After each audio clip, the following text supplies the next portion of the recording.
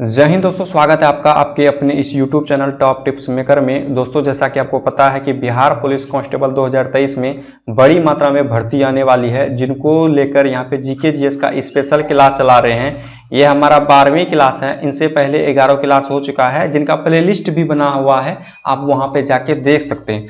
अगर आप यहाँ पे रेगुलर क्लास देखते हैं तो आपका जीके जीएस से 55 से 60 नंबर कवर हो जाएगा, जो आपको रिजल्ट दिलाने में बहुत ही ज़्यादा यहाँ पे हेल्प करेगा। दोस्तों, इस वीडियो के माध्यम से गांधी युग से जितने भी महत्वपूर्ण फैक्ट है उन सभी को देखने वाले हैं, जो एग्जाम के दृष्टिकोण से बहुत ही ज़्यादा महत्वपूर्ण है। अगर आपसे एग्जाम में इनसे रिलेटेड कोई भी प्रश्न पूछता है तो आपका 1 नंबर यहाँ पे क्लियर हो जाएगा। तो यहाँ पे हमारा पहला पॉइंट है महात्मा गांधी। देखिए, महात्मा गांधी का जो पूरा नाम है वो मोहनदास करमचंद गांधी है। ये बात आपको ध्यान रखना है, मोहनदास करमचंद गांधी इसका पूरा नाम है। अगर आपसे एग्जाम में पूछेगा कि इसका जन्म कब हुआ है तो इसका जन्म 2 अक्टूबर 1869 में हुआ है। तो देखिए, ईस्वी जो है आपको डायरेक्ट याद नहीं करना है। इसको याद करने का क्या तरीका है, थोड़ा सा यहाँ पे ध्यान दीजिए। यहाँ पे कितना है 1869, 1869 में कितना जोड़ेंगे कि 1900 हो जाएगा, यानी 31 यहाँ पे जुटेगा तो 1900 हो जाएगा। यानी 1900 में कितना घटाएं कि वो 1869 हो जाएगा। 1900 में 31 घटाएंगे 1869 हो जाएगा। ऐसे याद रखेंगे, महात्मा गांधी का जन्म जो हुआ है और 1900 जो है उनसे 31 कम है, यानी 1900 ईस्वी जो है उनसे 31 कम है, यानी 1869 हो जाएगा। तो इस तरह से अगर आप यहाँ पे रिलेट करते हैं तो ये चीज़ें आपको याद रहती है। अब यहाँ पे है कि कौन सा गांव में इसका जन्म हुआ है, तो इसका जन्म जो हुआ है पोरबंदर नामक गांव में इसका जन्म हुआ है। तो इसको भी याद रखना बहुत आसान है। देखिए, आपने सुना होगा कि महात्मा गांधी के 3 बंदर थे, बूढ़ा मत देखो, बूढ़ा मत सुनो, बूढ़ा मत बोलो। यानी बंदर बंदर से आपको याद रखना है पोरबंदर। क्या याद रखना है? पोरबंदर। यानी पोरबंदर नामक गांव में इसका जन्म हुआ था। ये किस प्रांत में आता है? तो गुजरात प्रांत में आता है पोरबंदर। ठीक, तो इस तरह से अगर आप इसको रिलेट करते हैं तो आप यहाँ पे याद रख पाएंगे ये सब। ठीक, यहाँ पे अगला हमारा पॉइंट है, इनकी माता का नाम जो था वह पुतलीबाई था और पिता का नाम करमचंद गांधी, पत्नी का नाम कस्तूरबा। ये भी याद रखना बहुत आसान है। देखिए, इसकी माता का नाम क्या है? पुतलीबाई, और यहाँ पे माता को यानी माँ को आई आई बोला जाता है। तो आई आई से आपको याद रखना है बाई, और बाई से आपको याद आ जाएगा पुतलीबाई। यानी माता को बोला जाता है ना आई आई आई, तो वही आई आई से आपको याद रखना है बाई, बाई से याद आ जाएगा वो पुतलीबाई। उसी तरह से यहाँ पे देखिए कस्तूरबा है इसकी पत्नी का नाम, और लास्ट में यहाँ पे बा है, और इसका लास्ट में इसकी जो माँ का नाम है बाई है। बा और बाई आपको याद रखना है। बाई से आपको पुतली बाई याद आ जाएगा, बा से आपको कस्तूरबा याद आ जाएगा। अब यहाँ पे पिता का नाम है करमचंद गांधी, इसको भी याद रखना बहुत आसान है। देखिए, यहाँ पे इसका पिता का नाम क्या है? करमचंद, यानी इसका पिता जो है बहुत अच्छा कर्म किया होगा, तभी तो यहाँ पे गांधी जी है वो राष्ट्रपिता बना भारत का। तो इस तरह से रिलेट अगर आप करते हैं तो ये चीज़ें आपको यहाँ पे याद रहता है। तो ये फिगर आप यहाँ पे देख सकते हैं, ये महात्मा गांधी का फिगर है और इनके माता यहाँ पे है, माता पिता है, और ये कस्तूरबा का फोटो है, यानी महात्मा गांधी के ये पत्नी का फोटो है। अब यहाँ पे अगला पॉइंट है, इनके जन्म तिथि 2 अक्टूबर को अहिंसा दिवस तथा पुण्यतिथि। पुण्यतिथि कहने का मतलब हुआ इसकी जो मृत्यु हुई है, मृत्यु तो इसका हत्या कर दिया गया था, आगे बताएंगे इसकी हत्या कौन किया था। तो यानी पुण्यतिथि 30 जनवरी को शहीद दिवस के रूप में मनाया जाता है। यानी अहिंसा दिवस जो मनाया जाता है वह गांधी जी के जन्म दिवस पर मनाया जाता है, यानी 2 अक्टूबर को यह अहिंसा दिवस मनाया जाता है। और यहाँ पे शहीद दिवस जो है वह गांधी जी की जो पुण्यतिथि है, यानी जब इसकी मृत्यु हुई थी उसी के दिन पर यहाँ पे शहीद दिवस मनाया जाता है, यानी 30 जनवरी को शहीद दिवस मनाया जाता है। तो ये बात आपको यहाँ पे ध्यान रखना है। अगला पॉइंट है, वे 1893 में एक मुकदमे के पैरवी में दक्षिण अफ्रीका गए तथा 1915 में वापस आ गए थे। जब महात्मा गांधी जो है मात्र 24 साल के थे तब ही गए थे यहाँ पे दक्षिण अफ्रीका, और वहाँ पे 21 साल रहे थे, यानी 21 साल के बाद ही यहाँ पे भारत आया था। तो आपको यहाँ पे याद रखना है कि दक्षिण अफ्रीका जो है वो महात्मा गांधी कब गया था, तो यहाँ पे याद रखना है आपको 1893 में, और वापस कब आया था भारत, तो यहाँ पे 1915 हो जाएगा। ये भी इसमें याद रखना बहुत आसान है। यहाँ पे देखिए 1800 कितना है 93 है।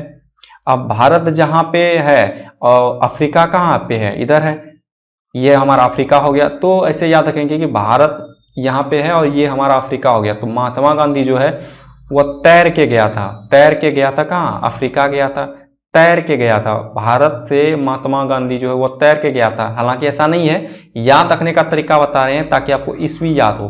तो क्या याद रखना है? तैर के गया था अफ्रीका। तो तैर से 93 याद रखेंगे, तैर से 93, तो 93 से आपको याद आ जाएगा कि 1893 होगा।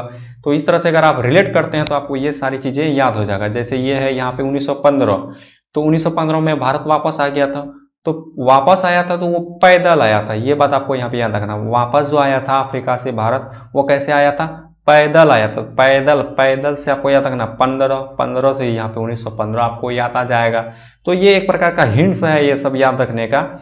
अब यहाँ पे हमारा अगला पॉइंट है, गांधी जी के राजनीतिक गुरु जो थे वो कौन थे? तो गोपाल कृष्ण गोखले, यहाँ पे याद रखना है। गांधी जी के राजनीतिक गुरु थे वो गोपाल कृष्ण गोखले। बहुत ही ज्यादा इंपॉर्टेंट क्वेश्चन है, एग्जाम में ये क्वेश्चन पूछा गया है, तो याद रखना है। इनके राजनीतिक जो गुरु थे वो गोपाल कृष्ण गोखले थे। अगला पॉइंट है, गांधी जी ने 1906 में दक्षिण अफ्रीका में सत्याग्रह का पहला प्रयोग किया। ये बहुत ही ज्यादा इंपॉर्टेंट है, आपको याद रखना है। गांधी जी ने 1906 में दक्षिण अफ्रीका में सत्याग्रह का पहला प्रयोग, यानी सत्याग्रह का पहला प्रयोग जो है वह दक्षिण अफ्रीका में किया था। कब किया था? तो 1906 में। और मुस्लिम लीग की स्थापना भी 1906 में ही हुआ है। अब यहाँ पे अगला पॉइंट है, गांधी जी ने भारत में सत्याग्रह का पहला प्रयोग 1917 में किया है। ठीक है, बिहार के चंपारण में क्या था?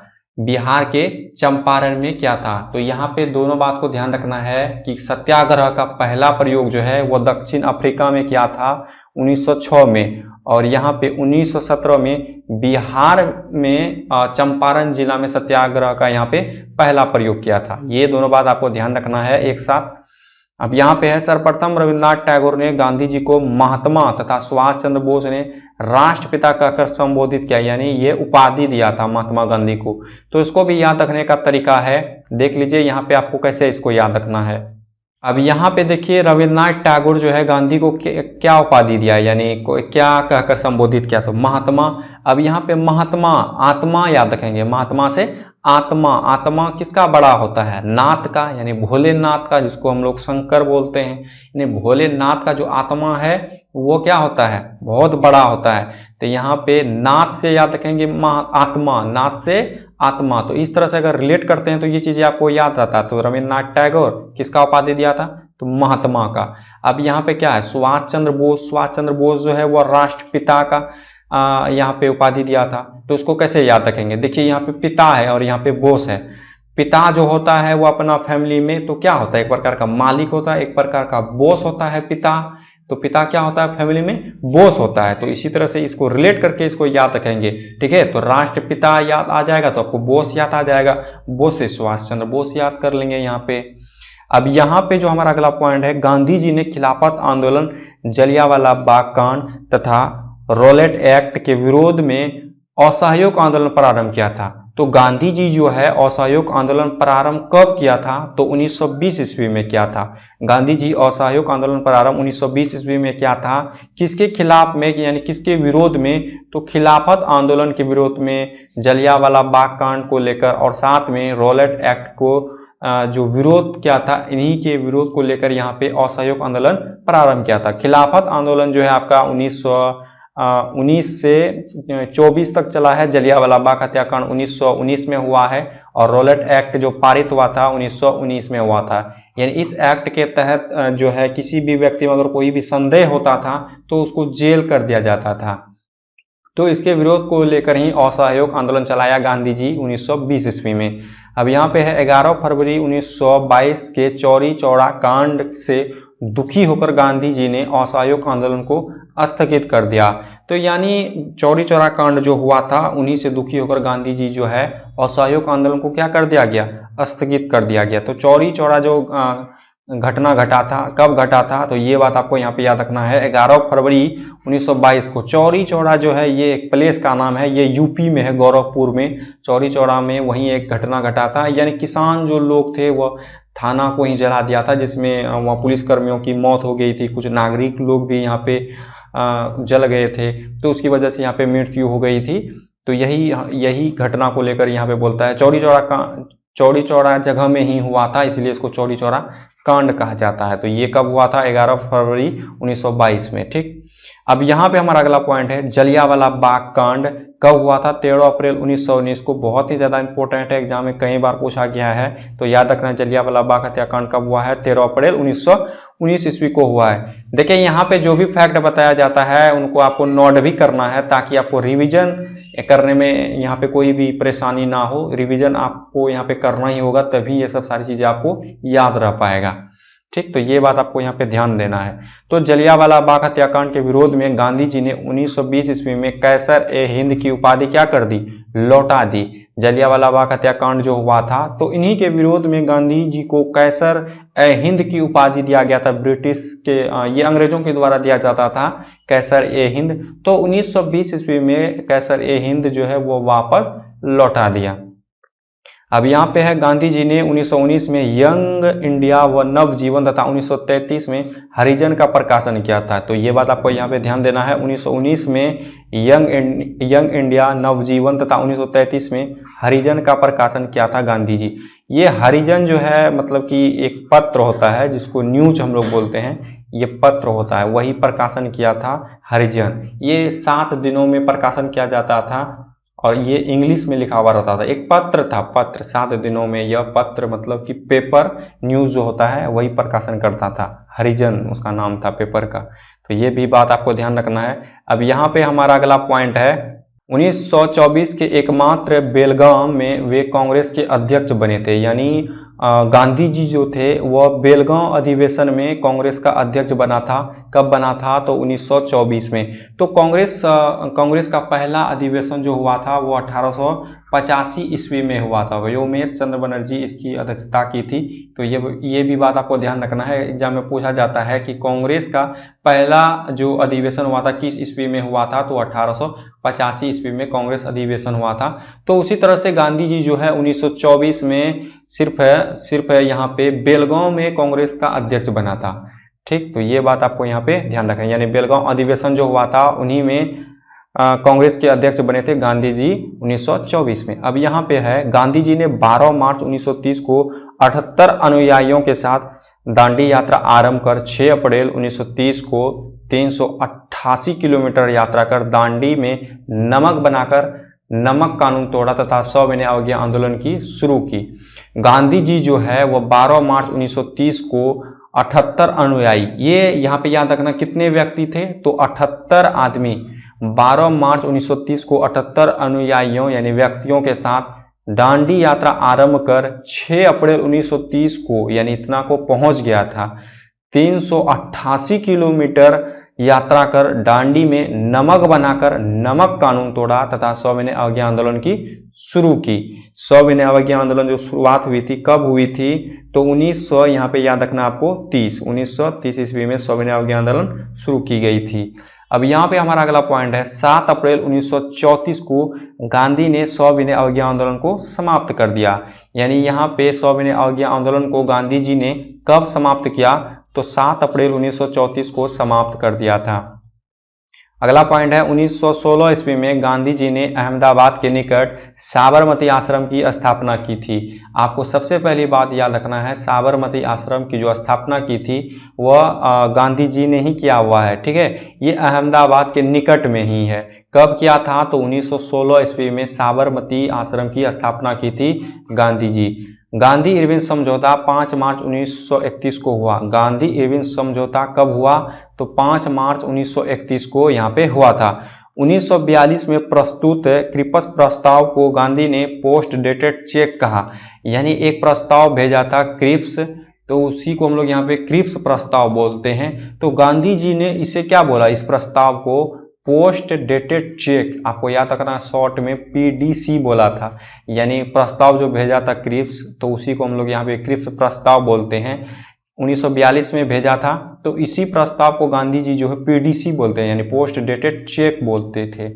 तो ये भाई बात आपको यहाँ पे ध्यान रखना है। ठीक, अब यहाँ पे हमारा अगला पॉइंट है 8 अगस्त 1942 को प्रारंभ भारत छोड़ो आंदोलन के दौरान ही गांधी जी ने करो या मरो का नारा दिया था।